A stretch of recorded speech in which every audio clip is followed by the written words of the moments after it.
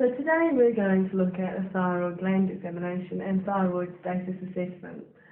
Good afternoon, my name is Dr. Michelle Downey. I'm one of the doctors here.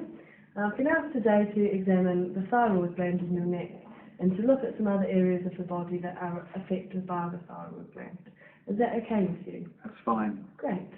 So first of all, we do a general inspection, looking at things like whether the patient is appropriately dressed for the temperature, whether they're over or underweight, whether they appear anxious or agitated. We look at things in their face in particular, whether they've got any facial myxedema or any peaches and cream complexion, as it's known. Looking for any hair loss, particularly loss of the outer third of the eyebrows, and looking for any obvious lid retraction. So then we can move on to look at the hands. If I could take both of your hands there. Looking for thyroid acropatchy, looking for onycholysis. Turning the hands over, looking for palmar erythema. Feeling the palms, feel if they are particularly sweaty or dry. Okay, that's fine. Would you hold your hands out there for me, please? At this point, looking for any fine tumour. If we're in any doubt about this, we can rest a piece of paper on top of the hands, which will exaggerate a fine tumour if it's there. Okay, that's fine. Just rest your hands down. Next, we take the patient's pulse, looking for any tachycardia or feeling for any atrial fibrillation.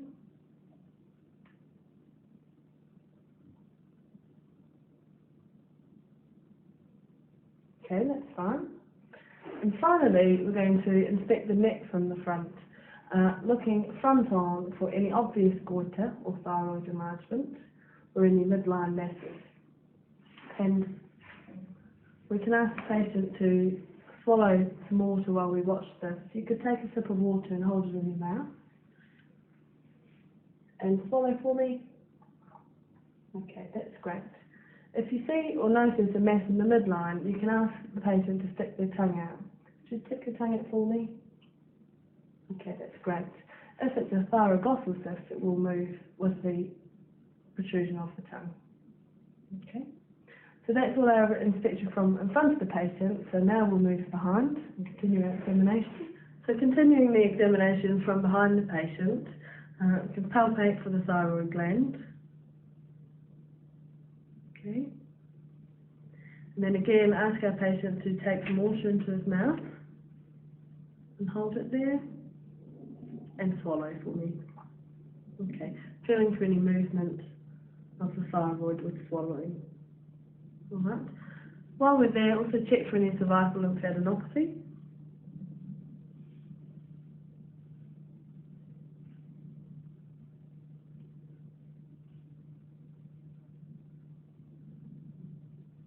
Okay, and coming round to the sides, auscultating for a thyroid bruit. Take a breath in and hold it for me. And relax.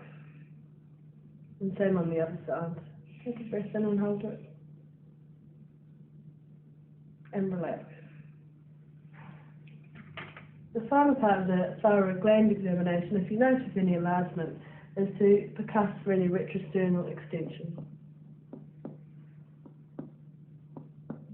Okay.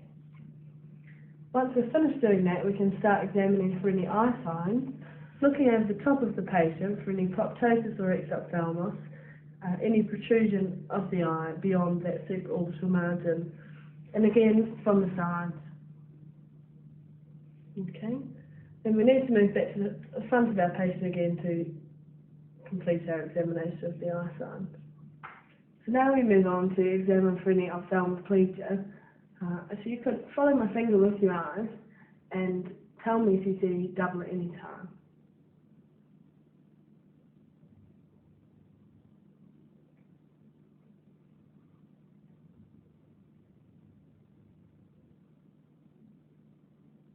Okay, and then looking specifically for lid lag. Again, follow my finger with your eyes. Okay, that's great. There's just a few things left to do to complete our examination. Next we'll look for any proximal myopathy. If you could hold your arms up like a chicken, hold them there for me please. That's great. And then just resting your arms on your knees. Now checking for reflexes.